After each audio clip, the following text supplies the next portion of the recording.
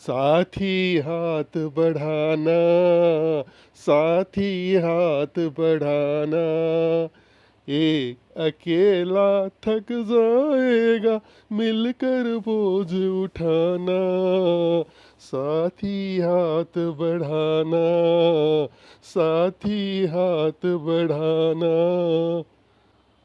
हम मेहनत वालों ने जब भी मिलकर कदम बढ़ाया, सागर ने रास्ता छोड़ा, पर्वत ने शीश झुकाया। फौलादी है सीने अपने, फौलादी है बाहें, हम चाहे तो पैदा कर दे चट्टानों में राहें। साथी हाथ बढ़ाना, साथी हाथ बढ़ाना, एक अकेला थक जाएगा, मिलकर बोझ उठाना। साथी हाथ बढ़ाना। हाँ तो दोस्तों, साथी हाथ बढ़ाना, एक अकेला थक जाएगा, मिलकर हाथ बटाना। जिंदगी की सफ़र तय करने के लिए एक हमसफ़र की ज़रूरत होती है। इस जिंदगी के लंबे सफ़र में वर और वधू एक गाड़ी के दो पहिया होते हैं, जिसकी सही तालमेल होना बहुत ज़रूरी है। अगर सही तालमेल न हो तो फिर मुश्किल होती है। शादी के नाम ही तो समझौता है, एक दूसरे का परिपूरक या फिर कॉम्प्लीमेंट्री होते हैं, यानी कि एक दूसरे के लिए। अगर एक में कुछ कमियां हैं तो दूसरे को थोड़ा कंसिडरेट होना चाहिए। घाव पर मरहम पट्टी लगाने के बजाय कुछ लोग घाव पर नमक छिड़कते हैं। ऐसे में जीवन में तिक्तता आ जाती है, जीवन नरक बन जाती है। हाँ तो दोस्तों, ऐसे ही परिस्थिति से बचने के लिए हम वर और वधू के हॉरोस्कोप या जातक मैच करते हैं, मगर वो सही नहीं होता है, क्योंकि हॉरोस्कोप जन्म के तारीख और समय पर बनाया जाता है, जो कि अक्सर गलत हो जाता है। और एक तरीका है वर और वधू के किस्मत में तालमेल करने का, और वो है बाइस्कोप मैच करना।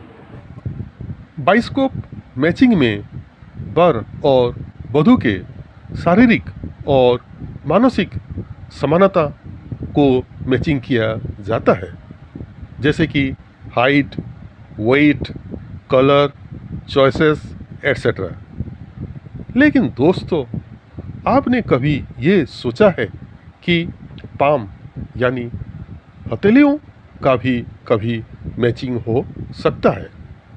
हाँ तो दोस्तों, मैं हथेलियों यानी कि पाम का आकार, गठन, प्रकार, भेद और निशानियों को लेकर जो मैचिंग किया जाता है, वही हम यहाँ करने वाले हैं। हाँ तो दोस्तों, राज बाइस्कोप विचित्रा में फिर से एक बार मैं आपका स्वागत करता हूँ।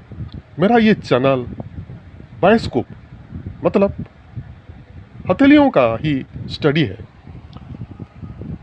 हाँ तो दोस्तों, माफ़ करिएगा, मेरा इंट्रोडक्शन में थोड़ा टाइम लगता है, क्योंकि पामिस्ट्री एक साइकोलॉजिकल साइंस है, जिसको समझने में थोड़ा वक्त लगता है और थोड़ा सब्र का भी ज़रूरत है। तो कहते हैं ना कि सब्र का फल मीठा होता है। तो दोस्तों, मेरा एक विनती है कि मेरे इस चैनल को एक लाइक कर दीजिए, और अभी तक सब्सक्राइब नहीं किए हैं तो ऐसे ही इंटरेस्टिंग जानकारी पाने के लिए सब्सक्राइब भी कर दीजिए। हाँ तो दोस्तों, मैं यहाँ 3 जोड़ी का कॉम्बिनेशन बनाया हूँ। पहले तो है आउटस्टैंडिंग, दूसरा है एक्सलेंट और तीसरा है एवरेज। हाँ तो दोस्तों, पहले हम देखते हैं कि एक्सलेंट कैटेगरी में कौन कौन सा हथेलियाँ आते हैं। हाँ तो दोस्तों, इससे पहले हम देखते हैं कि कितने कैटेगरियों का हैंड है और बाद में फिर अति उत्तम, मध्यम और सही जोड़ी के लिए क्या पॉसिबल कॉम्बिनेशन हो सकते हैं, वही हम देखते हैं। तो चलिए फिर देखते हैं कितना कैटेगरीज का हैंड है। प्रसिद्ध और चर्चित हस्तरेखा विज्ञानी कीरो ने अपने अध्ययन के आधार पर हथेली की बनावट को मुख्यतः 5 प्रकारों में बांटा है।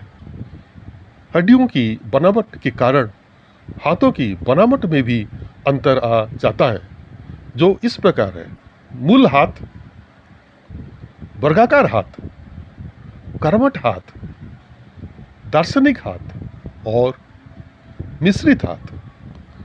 तो आइए हम चलते हैं और जानते हैं मूल हाथ क्या होता है। हथेलियों की बनावट के आधार पर सबसे पहले मूल श्रेणी को रखा गया है। उस हाथों का सबसे प्रारंभिक प्रकार या एलिमेंट्री भी माना जाता है। उस प्रकार के हाथ खुरदुरे, भारी तथा मोटे होते हैं। पीछे से देखने में इस प्रकार की हथेलियाँ बेढोल दिखाई पड़ती हैं और उंगलियां भी असमान होते हैं, कोई अधिक मोटी तो कोई पतली। इस प्रकार की हाथ वाली व्यक्ति परिवार, समाज, संस्कृति के प्रति ये उदासीन होते हैं और अपने अपने में ही खोए रहते हैं। फिर देखते हैं वर्गाकार हाथ। इस प्रकार की हथेली वर्गाकार होती है। हाथों की पीछे से देखने पर आसानी से उसका आकार देखा जा सकता है। उस प्रकार की हथेली भी कुछ मायने में बेढोल होते हैं, लेकिन इसमें अंतर ये होता है कि उनकी उंगलियां लचकदार और चिकनी होती है। त्वचा भी साफ सुथरी होती है। जिन लोगों की हथेलियां वर्गाकार होती हैं, उनमें गजब की बौद्धिक क्षमता होती है। परिवार और समाज में लोकप्रिय होते हैं। ऐसे हथेली वाली व्यक्ति दार्शनिक, चित्रकार, कलाकार, साहित्यकार होते हैं। इस प्रकार के व्यक्तियों के पास धन कम जरूर होता है, लेकिन उनके लिए धन से बढ़कर अपना सम्मान और प्रतिष्ठा होती है। अपने कार्यों के कारण सम्मान और कीर्ति प्राप्त करते हैं।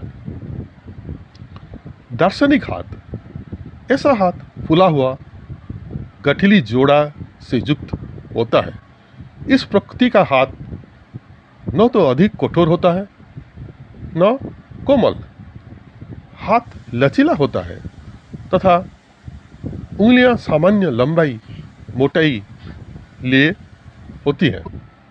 यदि ऐसा हाथ स्त्रियों का है तो उसमें विशेष चमक, लचक और लालिमा होती है। दार्शनिक हथेलियों के मालिक आमतौर पर योग्य, विद्वान एवं उच्च बौद्धिक क्षमता वाले होते हैं। समाज की किसी न किसी शाखा का ये नेतृत्व करते हैं। अपने आदर्शों पर चलने वाली तथा उत्साही होते हैं। लगातार नए नए बात सीखने के प्रति विशेष लगाव होता है। इस तरफ के हाथ वाली व्यक्ति ख्यालों में खोए रहते हैं। उन्हें एकांत पसंद होता है, लेकिन परिवार से प्यार होता है। उन्हें धन की कमी नहीं रहती है। फिर देखते हैं मिश्रित हाथ। जो हाथ उपरोक्त श्रेणी में नहीं आती है उन्हें मिश्रित श्रेणी में रखा जाता है। इस प्रकार के हाथ में एक से अधिक हाथों के गुणधर्म पाए जाते हैं, इसीलिए उन्हें मिश्रित हाथ कहा जाता है। विभिन्न प्रकार के हाथ का मिश्रण होने से इसमें सभी के कुछ न कुछ गुण आ जाते हैं। ऐसे व्यक्ति अत्यधिक उत्साही होते हैं, लेकिन किसी काम को लेकर जितना उत्साह दिखाते हैं उतना ही तेजी से आलस्य भी उनके मन में आ जाता है। ये कभी भी किसी एक काम पर पूर्ण नहीं कर पाते हैं, एक को अधूरा छोड़कर दूसरा करने लग जाते हैं। अस्थिर प्रकृति का होने के कारण परिवार में भी उन्हें अधिक महत्व नहीं मिलता है। जीवन साथी और संतान की जिम्मेदारी लेने से भागते रहते हैं। धन संचय करना उन्हें नहीं आता। हाँ तो दोस्तों, मैं यहाँ हर एक का एक एक पॉसिबल कॉम्बिनेशन दे दिया हूँ। आप चाहे तो हाथों का प्रॉपर्टी स्टडी करके खुद भी बहुत सारे कॉम्बिनेशन बना सकते हैं और अपना विवेक के हिसाब से शादी भी कर सकते हैं। तो दोस्तों, आज के लिए बस इतना ही। मैं दूसरा वीडियो में हस्तरेखा का भी मैचिंग करूँगा और आप ऐसे ही मेरे साथ बरकरार रहिए और अपना सही साथी चुनिए। तो thank you very much. Take care.